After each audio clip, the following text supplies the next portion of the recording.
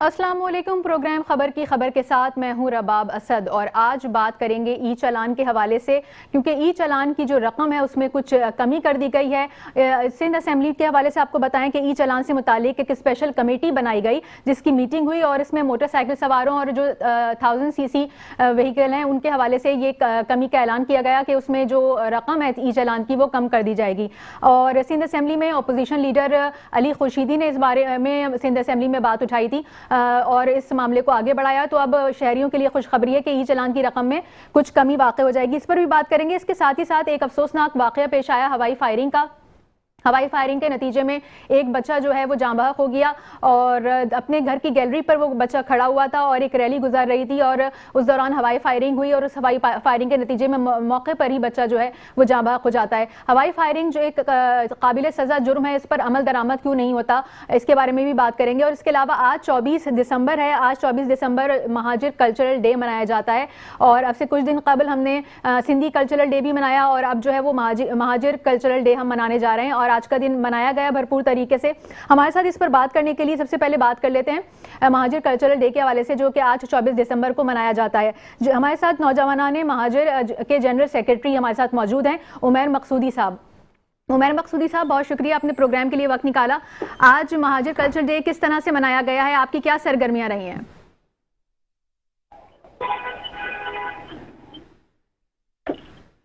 Hello जी उमैर साहब, आवाज आ रही है आपको? अच्छा, मैं चेयरमैन नौजवान महाजिर बात कर रहा हूँ, जुहेब। जी जी ठीक है। जुहेब साहब बताइएगा, आज का दिन आपने किस तरह से सेलिब्रेट किया? आज महाजिर कल्चरल डे किस तरह से मनाया है? केक कटिंग का सिलसिला था पूरे कराची के अंदर। तकरीबन 35 केक कटिंग के प्रोग्रामों में शिरकत करने के बाद 24 दिसंबर को सुबह 3 बजे करीमाबाद पर एक मिसाली कैंप जो पिछले 5 सालों से महाजिर यौम सकाफत की बुनियाद रख के इसकी तरवीज के लिए और इसे दुनिया भर में फैलाने के लिए काम कर रहा है, वो कैंप आवेजा हुआ। और फिर कराची शहर के वासियों ने देखा कि एक पुरवकार रैली, एक नज्म ज़ब्त की मिसाल रैली करीमाबाद से निकली और उसने मज़ार कायदे आज़म को सलामी पेश करके अपनी रैली का अख्तिताम किया। बेसिकली हमारा मकसद भी महाजिर यौम सकाफत पर यही पैगाम देना होता है पूरे पाकिस्तान को। इस महाजिर यौम सकाफत में भी हमने पख्तून राब्ता कौंसिल के लोगों को वहाँ पे देखा, हमने सिंधी रहनुमाओं को वहाँ पर आके हमें खिराज तहसीन पेश करते हुए देखा। ये एक रवादारी का दिन है, ये मोहब्बत का दिन है और मोहब्बत महाजिर कौम के खून खून में बसी हुई है। इसकी 20 तारीख को हमने एक शब सकाफत के नाम से एक मुशायरा और कवाली का प्रोग्राम किया था और कल आज जो है वो हमारी रैली थी, जो मरकजी रैली होती है हर साल। जी ठीक है। अच्छा, आज के दिन की मुनासबत से देखिए क्या पैगाम देना चाहेंगे? कल्चरल डे जो है वो लिसानी बुनियाद पर हम कोई बात नहीं करते कि इसलिए कि ये कोई लिसानियत को वाज़े नहीं करता, बल्कि हर कौम, हर ज़बान बोलने वाले के पहनावे से लेकर खाने पीने से लेकर रहन सहन के तरीकों को उजागर करता है। तो क्या पैगाम देना चाहेंगे आज के दिन के हवाले से? बिल्कुल, हम तो समझते हैं कि पाकिस्तान के अंदर मुख्तलिफ कौमियतें एक गुलदस्ते के मानिंद हैं कि वहाँ पे अगर सिंधी है तो पाकिस्तान की सरबुलंदी है, पंजाबी है तो इस मुल्क में शादाबी है, पठान है तो इस मुल्क के लिए चटान है, बलोच है तो इस मुल्क की ऊंची सोच है और महाजिर है तो पाकिस्तान के लिए हाजिर है। हमें तमाम लसानी इकाइयों को एक नजर से देखना चाहिए। हम ये समझते हैं कि जितनी भी लसानी इकाइयां हैं उन सब में जालिम और मजलूम मौजूद हैं। अगर जालिम के खिलाफ सब मजलूम मिलकर जद्दोजहद करेंगे तो फिर उसकी एक जो है वो भरपूर आवाज बनी जाएगी। मैं समझता हूं कि चाहे सिंधी हो, बलोच हो, पठान हो, पंजाबी हो, इन तमाम लोगों को सोचना होगा। अगर आज मैं बहैसियत महाजिर अपने किसी मसाइल की तरफ निशानदेही करता हूं तो उसका मकसद लसानियत नहीं होता, मसाइल को हल करने के लिए उसकी निशानदेही होती है। पाकिस्तान की 70 साल तारीख में हम कौमियतों को आपस में लड़ाया गया है। मैं ये समझता हूं कि जिस दिन हम तमाम मजलूमों ने, तमाम कौमियतों के मजलूमों ने ये फैसला कर लिया कि अब जालिम के खिलाफ हम ललकारेंगे तो इंशाअल्लाह ताला उस दिन से आप इसका इम्पैक्ट देखेंगे। अच्छा, आज का दिन जो है वो तो मोहब्बत बांटने का दिन है, भाईचारे का दिन है और जो हम आहंगी है उसका दिन है। तो आज के हवाले से अगर जाहिर सी बात है कि कल्चरल डे मनाने का मकसद भी यही है कि अपनी रिवायात, अपनी सकाफत को उजागर करना है, तो महाजिर सकाफत में क्या चीज़ें नुमाया होती हैं? हमारी जो रिवायात है, हमारी तहजीब है, हमारी जबान, उर्दू जबान की तरवीज, उर्दू जबान से मोहब्बत, हमारे पहनावे, हमारे खाने, हमारा लिबास, ये तमाम चीजें महाजिर सकाफत की अक्कासी करते हैं। बेसिकली हमारी जो सकाफत है वो पाकिस्तान की सकाफत है। 1947 में जब हमारे आबा अजदाद ने पाकिस्तान बनाया तो इस बात में इसमें आपको कोई भी गलत फहमी नहीं होनी चाहिए कि इनकी बुनियाद, पाकिस्तान की बुनियादों में इनका लघु शामिल है। इनके रस्मो रिवाज हिंदुस्तान के अंदर मौजूद मुख्तलिफ इलाकों के अंदर, मुख्तलिफ शहरों के अंदर आज भी मौजूद हैं। और जब उन्होंने पाकिस्तान बनाया तो वही बुनियाद थी पाकिस्तान की, जिसमें उर्दू जबान को कौमी जबान बनाने पर कायदे आजम ने बात की। हमारे लिबास पाकिस्तान के कौमी लिबास बने, हमारे खाने जो है पाकिस्तान के कौमी खाने बने, हमारे जो बानियान थे वो पाकिस्तान के हीरो बने। तो यही कल्चर था हमारा, यही सकाफत है, और उसी सकाफत की तरवीज हम अपनी रैलियों में, अपने प्रोग्राम्स के अंदर कर रहे होते हैं। अच्छा, आपने भी उर्दू की बात की। अभी सिंधी कल्चर डे में भी हमने सवाल उठाया था कि जो सिंधी ज़बान है उसमें बाबा बुल्ले शाह भी गुजरे हैं, उसके अलावा सचल सरमस्त हैं, उनके शाह अब्दुल लतीफ़ भिटाई हैं। तो ये सारे जो बड़े बड़े नाम सिंधी कल्चर में गुजरे हैं उनको भूल गया, मतलब आज के जो नौजवान हैं वो उसको भूल गए। इसी तरह अगर हम उर्दू ज़बान की बात करें, अल्लामा इकबाल को और गालिब को क्यों हमारे नौजवान जो है वो याद नहीं रखते? कोई इस तरह की कोई आप समझते हैं कि कोई मुहिम शुरू करनी चाहिए, कोई आगाही, कोई अवेयरनेस, और कुछ जो नौजवान नस्ल है उनको उर्दू से मोहब्बत और लगाव की तरगीब किस तरह से दी जाए? बिल्कुल बिल्कुल, इसके लिए तो पिछले 4 सालों से हम एक कोशिश कर रहे हैं। 4 सालों में कराची शहर के अंदर एक मुशायरा ऑर्गेनाइज होता है जिसके जो बयाद रफ्तगा के नाम से होता है, और उस बयाद रफ्तगा के अंदर हम जो है वो पूरे पाकिस्तान के मशहूर महाजिर शोरा को जो है वो दावत देते हैं, नौजवान शोरा को भी मौका देते हैं। और इस बार भी मीडिया की आंख में तमाम चीजें महफूज हैं कि वो मुशायरे में पांव रखने की जगह नहीं थी, दिल धरने की जगह नहीं थी। जिस तरह नौजवानों ने वो मुशायरा 4.5 घंटे में मुशायरा चला है, तमाम शोरा ने बड़ा खराज तहसीन पेश किया है, उस पर मोहब्बत का इजहार किया है कि इस तरह नौजवानों को उर्दू से भी शगफ हासिल होगा और वो अपनी सकाफत के भी करीब आएंगे और उर्दू की तरवीज के लिए भी काम करेंगे। ये वो बुनियादी चीजें जिस पर हमें अमल दरामद करना है। महाजिरों के जो जितने भी हमारे शोरा गुजरे अदब से रिलेटेड, जॉन एलिया साहब हो, इसके अलावा आरिफ शफीक की याद में हमने इस बार मुशायरा रखा था। ये भी कराची शहर की एक आवाज थे, कराची शहर की मजबूत आवाज जिन्होंने कराची के लिए बहुत सी नज़में लिखी, तो उनकी याद में हमने ये मुशायरा रखा था। और इसी तरह की सरगर्मियां हम जबान की तरवीज और उर्दू जबान के लिए करते रहेंगे। नौजवानाने महाजिर के चेयरमैन ज़ुहैब आज़म साहब हमारे साथ मौजूद थे और काफ़ी तफसीली गुफ्तगू की, आपने वक्त निकाला, बहुत शुक्रिया। प्रोग्राम के सिलसिले को मज़ीद आगे बढ़ाएंगे, लेकिन इस ब्रेक के बाद हमारे साथ रहिए।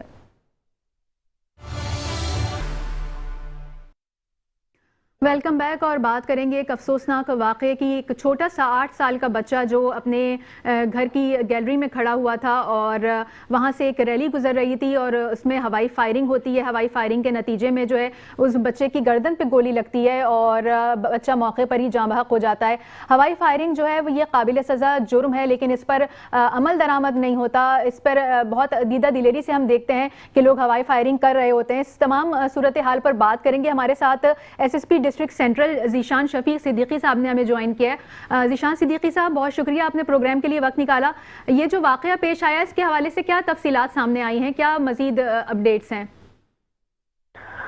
जी देखिए, कल एक फायरिंग का इंसिडेंट हुआ और उसमें एक बच्चा जो है जख्मी हो गया, जिसकी बाद में डेथ हो गई और पुलिस वहाँ पे फौरन मौके पर पहुंची और हमने उसी वक्त मुलजिम को अरेस्ट किया, उससे वेपन बरामद किया और हमने उसका प्रॉपर केस इन्वेस्टिगेशन के लिए सबमिट कर दिया है। तो इसमें यह है कि पुलिस का रिस्पांस अच्छा था, लेकिन ज़ाहिर लोग जो हैं वो फायरिंग से इज्तनाब नहीं करते, जिसमें इंसानी जानों का नुकसान हो जाता है और इस किस्म के वाक़यात हो जाते हैं। जी अच्छा, तो मुलजिम को आइडेंटिफाई भी कर लिया गया? ये काफ़ी मतलब एक रैली ही जा रही थी ना, अगर मैं गलत नहीं हूँ तो कोई रैली वहाँ से गुजर रही थी और उसमें हवाई फायरिंग हुई थी। देखें, ये सुबह से मीडिया वाले मुझसे काफ़ी बार बार पूछ रहे हैं कि वो रैली है या नहीं है। जो पुलिस की इन्वेस्टिगेशन है वो ये थी कि वहाँ पे एक प्रोग्राम के लिए कुछ लोग निकले थे, लेकिन जिन लोगों ने फायरिंग की है उनका इस रैली से कोई ताल्लुक नहीं था और वो उधर की रिहायशी और मकामी है। ये मूसा कॉलोनी का बंगाली पाड़ा है, तो ये वहीं के रिहायशी हैं। बच्चा भी उधर का रहने वाला था और जिन्होंने फायर की है वो भी उधर के ही रहने वाले हैं। ठीक है। अच्छा, तो मुझे ये बताइएगा कि मुलजिम कैसे आइडेंटिफाई हुआ? पुलिस कितनी देर में मौके पर पहुंची? मुलजिम वहां मौजूद रहा? उसके पास असला भी बरामद हो गया? किस तरह से ये चीजें हुई?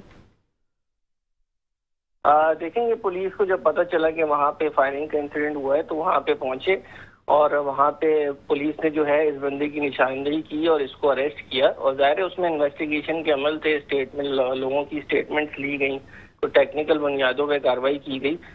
तो पुलिस ने अपनी इन्वेस्टिगेशन में अरेस्ट किया, उससे फिर वेपन भी रिकवर किया। अच्छा, और तो पुलिस कितनी देर में पहुंची थी वहां पर इस वाकये के बाद? पुलिस फौरन पहुंच गई थी जैसे ही 15 पे कॉल मिली। ठीक है। और एक टीम जो है हॉस्पिटल गई थी और एक जो है वहाँ पे मौके पे मतलब मैं थोड़ा सा समझना चाह रही हूँ ज़ीशान साहब कि मुलजिम फरार भी नहीं हुआ और वेपन भी उसके पास से मिल गया और सारे शवाहिद जो है वो भी मतलब मिल गए, उसके खिलाफ हो गए मुलजिम, यानी पहली बार में जो है वो आइडेंटिफाई हो जाता है मुलजिम ऑन द स्पॉट। देखिए, इस किस्म के केसेस में वहाँ पे स्टेटमेंट्स मैटर करती हैं और टेक्निकल एविडेंस भी है। आपको मैंने बताया कि इसी बुनियाद पे पुलिस ने इसको अरेस्ट किया इन्वेस्टिगेशन करके, और अभी मजीद इन्वेस्टिगेशन जारी है। FIR लॉन्च हो चुकी है फैमिली की मुद्दत में और वो भी इन्वेस्टिगेशन से सेटिस्फाइड हैं। तो अब आगे भी मजीद इसकी तफ्तीश होगी जो कि इन्वेस्टिगेशन पुलिस करेगी। अच्छा, जो मुकदमा दर्ज किया गया है वो किन दफात के तहत दर्ज किया गया है? वो 302 के तहत दर्ज किया गया है। जब इनकी डेथ हो गई तो उनकी फैमिली की मुद्दत में FIR दर्ज कराई है। ठीक है, ठीक। अच्छा ज़ीशान साहब, ये भी बताइएगा कि हवाई फायरिंग पर तो पाबंदी है, मगर इस पाबंदी पर अमल दरामद क्यों नहीं देखते? कहाँ आप समझते हैं कि कहाँ कोताही होती है कि इस फायरिंग के जो हवाई फायरिंग का सिलसिला है ये नहीं रुकता है? ये हम हर रोज़ देख रहे होते हैं कि कहीं ना कहीं हवाई फायरिंग हो रही होती है। देखिए, इसमें कराची पुलिस ने बहुत ज़्यादा एफर्ट किए हैं। इसमें हमने मीडिया कैंपेन भी लॉन्च की हुई है और हम इसमें मुसलसल कार्रवाई कर रहे हैं। और जो हवाई फायरिंग में मुलविस पाया जाता है उसके ऊपर FIR भी होती है और जिसमें 324 का हम सेक्शन लगाते हैं जिसकी सज़ा जो है वो 10 साल कैद है। और इस हवाले से हमने अपनी आगाही मुहिम भी शुरू की हुई है, बैनर्स भी लगाए हुए हैं पुलिस मोबाइल्स के ऊपर। अच्छा, ये जो आपने बताया कि जो दफा शामिल की गई उसमें 10 साल कैद है हवाई फायरिंग पर? जी, जो 324 की सेक्शन जो लगाई जाती है, जो अब हम लगाएंगे इस साल, जो भी बंदा पकड़ा जाएगा न्यू ईयर पे फायरिंग करते हुए या रात को या शादी में, तो उसके ऊपर हम ये सेक्शन का इत्तलाक कर रहे हैं और इस हवाले से हमने अपनी आगाही मुहिम भी जारी की हुई है। लेकिन इसमें यही है कि अवाम जो है वो इस चीज़ से बाज नहीं आते और शादी हो या अपनी छतों से अपने लाइसेंस वेपन से फायरिंग करते हैं। तो उस हवाले से इस दफ़ा हम एक और कार्रवाई कर रहे हैं कि हम इनके लाइसेंस वेपन भी कॉन्फिस्केट कर रहे हैं और जिसके पास लाइसेंस वेपन है उनसे हम एफिडेविट्स भी ले रहे हैं कि वो हवाई फायरिंग नहीं करेंगे। लेकिन ये कि फिर भी इस किस्म के वाक़यात हो जाते हैं जिससे बिल्कुल जो है नहीं होना चाहिए, बहुत अनफॉर्चुनेट है।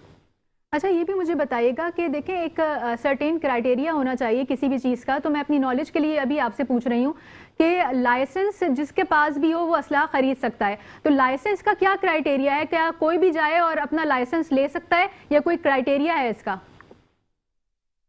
जी बिल्कुल, इसका एक क्राइटेरिया है, लेकिन लाइसेंस इशूइंग अथॉरिटी जो है वो पुलिस नहीं है, वो होम डिपार्टमेंट से या वो मुतालिका DC के ऑफिस से होता है और बिल्कुल उसमें जो लाइसेंस के लिए अप्लाई करता है उसकी शराइत होती हैं, उसकी फीस होती हैं, ये सारी चीज़ें होती हैं उसमें। तो क्या आप नहीं समझते कि पुलिस को कोई सिफारिशात पेश करनी चाहिए कि लाइसेंस के इजरा में कोई सख्ती बरती जाए? क्योंकि इस तरह तो हर कोई लाइसेंस रख के और असले की नुमाइश खुलेआम कर रहा होता है और शादियों में अगर आप देख लें हॉल्स के बाहर ये सारी चीज़ें हो रही होती है, फायरिंग हो रही होती है। जी बिल्कुल, ये जो है नहीं होना चाहिए। जो वेपन इशू किया जाता है वो तो ज़ाहिर सेल्फ डिफेंस के लिए या एक सिक्योरिटी पर्पस के लिए होता है, लेकिन अगर उसका इस तरह का इस्तेमाल होता है तो ज़ाहिर उसमें पुलिस अपनी कार्रवाई करती है। अच्छा ज़ीशान साहब, ये बताइएगा कि अगर न्यू ईयर के हवाले से जैसे आपने भी कहा कि आगाही मुहिम भी शुरू की है, तो 5 स्टार चौरंगी की भी अगर हम बात करें, राउंड अबाउट वहाँ पर सब जमा होते हैं और ये हर साल का है कि वहाँ पे हवाई फायरिंग की जाती है और बाकायदा लोग देखने के लिए भी आते हैं और असले की नुमाइश होती है। इसके बावजूद कि हर साल एक ही तरह का इवेंट जो है, मतलब वो एक ही चौक पर बहुत वाज़े तौर से ये किया जाता है, तो आपकी तरफ से क्या इकदाम किए जाएंगे? इकदाम क्या होंगे?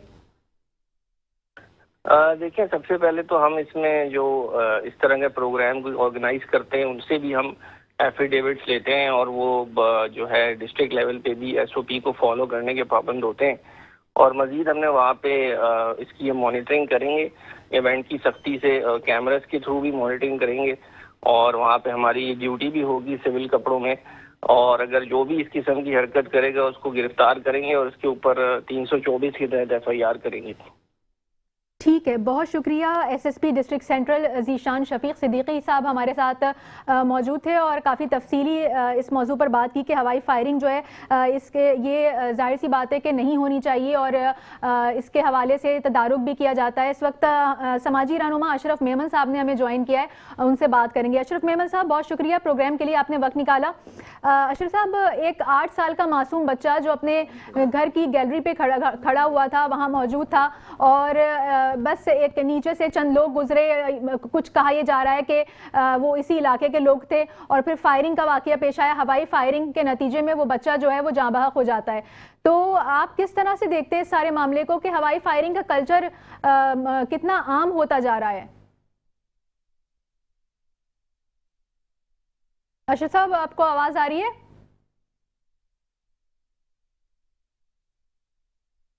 अशरफ साहब, आप लाइन पर मौजूद हैं?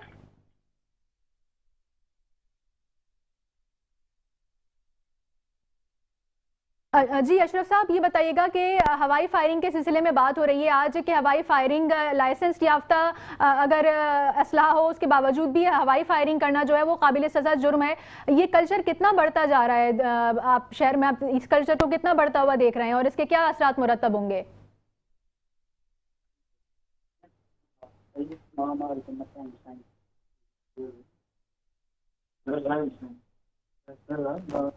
जी अशरफ साहब, आप सुन सकते हैं मुझे?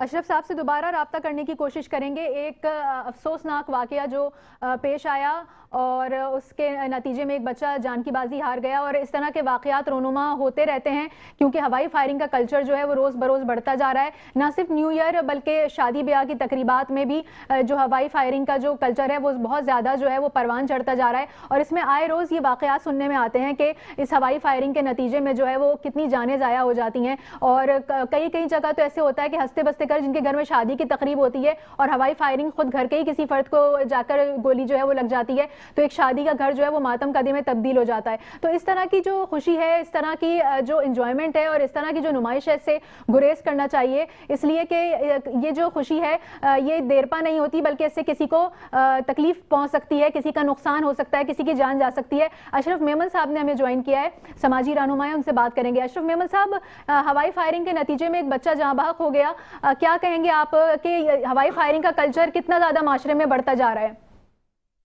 ये हमारे यहाँ सबसे बड़ा जो मसला है यूट्यूबर्स का, और ये अपनी जो चीजें जो है ना ज्यादा शो ऑफ कर रहे होते हैं, तो बच्चे उनसे ज्यादा सीख रहे होते हैं, हम देख रहे होते हैं। इतना ज्यादा बढ़ गया है पहले की निस्बत। अभी आप देखिएगा 31 दिसंबर को नए साल में इतनी लापरवाही से गैर कानूनी हथियार भी इस्तेमाल होंगे और वो आपके जो रजिस्टर्ड है वो भी होंगे।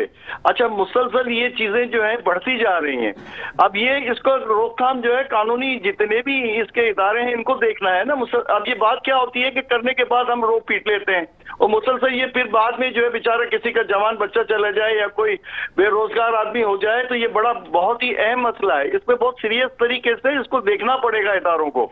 और दूसरी बात ये, गैर कानूनी असला अभी तक लोगों के पास है, तो उस पर मुहिम जो है पहले एक दफा चली थी, इस तरह से दोबारा चलानी पड़ेगी, क्योंकि ये भी एक बड़ा खतरा है। अफगानी जो थे हमारे यहाँ, ये इतनी लाकानूनी थी, उनकी वजह से फैली और असला भी उनकी तरफ से ही आया है। तो अब ये दोबारा एक जो है मुहिम चलानी पड़ेगी। एक तो वो असला है जो रजिस्टर्ड तो है, लाइसेंस ही याफ्ता है, लेकिन होता क्या है कि बाज दफा वो लाइसेंस ही याफ्ता वो खत्म हो जाता है उसका पीरियड, इसके बावजूद वो रखे हुए होते हैं, और इस तरह के बहुत से वाकयात हो रहे हैं। तो इन पे पूरा ध्यान देने की जरूरत है और मुसलसल इस बात का ख्याल रखना है कि ये सिक्योरिटी इदारों को कि जहां कहीं ऐसा वाकया हो तो प्रॉपर तरीके से इनको देखें। अभी ये बच्चे को, उस बंदे को पकड़ तो लिया है, लेकिन मसला ये है कि पकड़ना और उस पर अब अमल दरामद होना। अभी हमें 4 महीने बाद पता चलेगा जमानत भी हो गई और निकल गया वो। हमारे ये बहुत सारे ऐसे फला हैं जिसकी वजह से ये मामला बढ़ते जा रहे हैं, तो इनको देखना पड़ेगा मुसलसल। तो आप क्या समझते हैं कि असला लाइसेंस के लिए शरायत जो है वो कड़ी करनी चाहिए, शरायत को इतना कड़ा होना चाहिए कि हर एक के पास असला ना हो? देखिए, सिक्योरिटी पर्पस के लिए तो असला देना है, हमारे बिजनेसमैनों को देना है, हमारे और ऐसे इदारे जिनके साथ लिंक लोग रखते हैं। लेकिन बात ये है कि साथ साथ ये भी तो वॉच होना चाहिए कि जैसे देखें अभी गाड़ियां रास्तों में आपको मिलती हैं, किसी बड़े किस्म के आदमी के साथ 4 होते हैं, गार्ड होते हैं, उनके पास असला कौन सा है क्या है हमें नहीं पता। ये कल्चर ज्यादा बढ़ गया है, तो इसको प्रॉपर वॉच करें इदारे जो भी हैं, पुलिस है, रेंजर्स है और दूसरे इदारे हैं, क्योंकि ये अब लाकानियत बढ़ती जा रही है। अभी देखा अफगानियों का असला अच्छा खासा यहाँ शहर में पड़ा हुआ है। गैर जराए से तो ये है कि अच्छा खासा मिल सकता है कि ये अपने तौर पे इसको मुहिम चलाएं और प्रॉपर इसको वॉच करें। तो अभी देखिएगा ये 31 को आपको इतना सारा असला छतों पे और रास्तों में मिलेगा। ये लच्छेदार बच्चे जो निकल जाते हैं और इस तरह से कर रहे होते हैं, तो ये लोगों की जिम्मेदारी है, वालिदैन की स्पेशली जिम्मेदारी है कि अपने बच्चों का ख्याल रखें। ये बेतहाशा रुझान बढ़ गया है, शोइज्म बढ़ गया है। हम कोई मैच जीत जाते हैं तो बड़ी फायरिंग होती है, कोई भारत से जीत जाते हैं तो बड़ी फायरिंग होती है, और लाकानूनियत का ही सिलसिला है। 14 अगस्त को इतनी फायरिंग होती है, तो बात यही सही है कि वो कानून को जो और ज्यादा सख्त होना चाहिए, क्योंकि इस तरह बेगुनाह मारे जाए तो ये तो ज्यादती है ना। मुसलसल ये वाकयात होते रहते हैं। अभी देखिएगा 31 को क्या होगा, आपको 31 दिसंबर को आपको मुझे सबको पता है कि हालात जो है इतने खराब हो जाएंगे, 2 घंटे तक लोग बेचारे अपने घरों में छुपे हुए होंगे। कोई गोली ऐसी छत से आ जाती है, शहर में आ जाती है। मेमन साहब 31 दिसंबर तो साल में एक बार आती है, उसमें तो वो तूफान बदतमीजी होता भी है, इसलिए की नुमाइश भी होती है, सब कुछ होता है। लेकिन इसके साथ साथ आप ये देखें कि अगर शादियों की बात करें कि शादियां तो आए रोज होती है ना, मतलब रोजाना कहीं ना कहीं शादियां हो रही होती है। शादियों में मैं वही बात कर रहा हूँ कि शादियों में इतना कुछ असला नजर आता है और ये खुलेआम हो रहा होता है।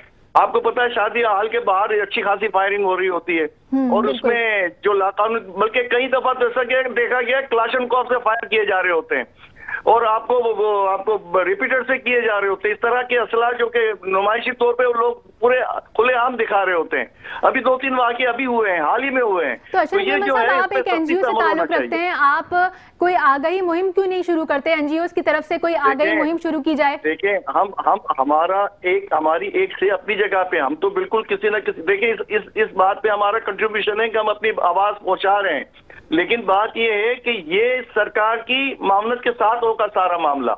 हम इंडिविजुअल अपने तौर पे बात करते हैं, किसी भी फोरम पे कोई बात ऐसी नजर आती है तो, लेकिन जिम्मेदारी और इस बात की रिस्पॉन्सिबिलिटी तो पूरा एक इदारा है ना जो इसको देख रहा है और उसकी जिम्मेदारी में है, तो वो उसकी जिम्मेदारी ज्यादा है। आम शहरी के तौर पे हमारी जिम्मेदारी भी है, माशरती तौर पे हम सबकी जिम्मेदारी है, लेकिन इसको मजबूती तौर पे देखना तो उन इदारों का काम है ना जो इसके लिए माविन है, जिसके लिए इनकी जिम्मेदारियां हैं। बिल्कुल, आगे मुहिम भी आप लोगों को चलानी चाहिए और इस चीज के तदारुक के लिए जो है वो जो भी पॉसिबल वे हो उसको इख्तियार करना चाहिए। समाजी रहनुमा अशरफ मेमन साहब हमारे साथ मौजूद थे, आपने प्रोग्राम के लिए वक्त निकाला, आपका बहुत शुक्रिया। प्रोग्राम में सिलसिला भी जारी है गुफ्तगू का, हमारे साथ रहिएगा। वक्त हुआ एक ब्रेक का। वेलकम बैक और बात करेंगे कुछ ई चालान के हवाले से। सिंध असेंबली में की ई चालान से मुतालिक स्पेशल कमेटी की मीटिंग हुई और उसमें फैसला किया गया कि ई चालान जो मोटरसाइकिल सवारों के लिए बेखुसूस और 1000 सीसी जो व्हीकल्स हैं उनके लिए ई चालान में जो है वो कमी की जाएगी, उसकी रकम में कमी कर दी जाएगी। इसी मौजू पर बात करने के लिए हमें ज्वाइन किया है पार्लिमानी लीडर मुत्तहिदा कौमी मूवमेंट से इफ्तिखार आलम साहब ने। इफ्तिखार आलम साहब, बहुत शुक्रिया, आपने प्रोग्राम के लिए वक्त निकाला। इफ्तिखार आलम साहब, अली खुर्शीदी ने ये मामला सिंध असेंबली में उठाया, जमात इस्लामी भी इस मामले को उठा चुकी है, जमात इस्लामी कोर्ट तक गई है इस मामले में। अब जो ये रकम कम होने जा रही है, जो बिलाखिर अब एक फैसला हो गया है कि रकम कम कर दी जाएगी, तो फिर इसका क्रेडिट कौन लेगा? क्रेडिट किसको जाता है? देखिए, बहुत क्रेडिट की नहीं है, असल चीज़ ये है कि अवाम को सहूलतें जो हैं वो मिलनी चाहिए और जो भी पब्लिक इश्यूज होते हैं जो इसमें अवाम को तकलीफ होती है, मुत्तहिदा कौमी मूवमेंट हमेशा उन इश्यूज़ को जो है फ्लोर ऑफ द हाउस के ऊपर जो है वो उठाते हैं। इसी तरह से जब से ये नया कानून ई चालान का जो इलेक्ट्रॉनिक सिस्टम है इन्होंने सारा कंप्यूटराइज किया है, वो नाफिज किया, तो हमने पहले इस पर खाली सिर्फ इसकी जो चालान की मद में जमा होने वाले रकूम के हवाले से ही खाली नहीं थी, बल्कि हमने इस चीज़ पे भी एहतजाज किया था कि जो इतना सख्त कानून जो है लागू करने ये जा रहे हैं, इससे पहले इनको चाहिए कि अवाम में आगाही मुहिम जो है वो चलाई जाए ताकि लोगों को पता चले, और दूसरे साथ ही साथ शहर का इंफ्रास्ट्रक्चर जो है पहले दुरुस्त किया जाए।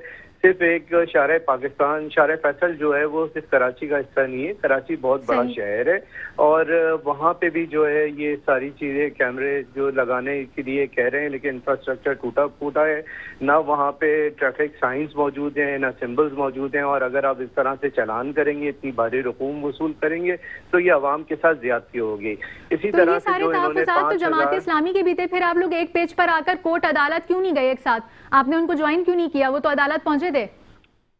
देखिए, वो तो एक पॉइंट स्कोरिंग के लिए अदालत गए। हमारे पास तो एक फोरम यहाँ पे फ्लोर ऑफ द हाउस में मौजूद है। हम लेजिस्लेटर्स हैं, कानून साजी करते हैं और हमारे पास जब एक प्लेटफॉर्म मौजूद है तो हम वहाँ पे ही हमने जो है सिंध गवर्नमेंट से जो है भरपूर एहतजाज भी किया और हमारी ही रिक्वेस्ट के ऊपर ये कमेटी जो है वो फॉर्मेशन हुई, जिसके अंदर additional IG, DIG traffic, secretary और हुकूमती बेंचों के लोग, वजीर दाखिला, सब लोग जो है वो वहाँ पे बैठे उसके अंदर।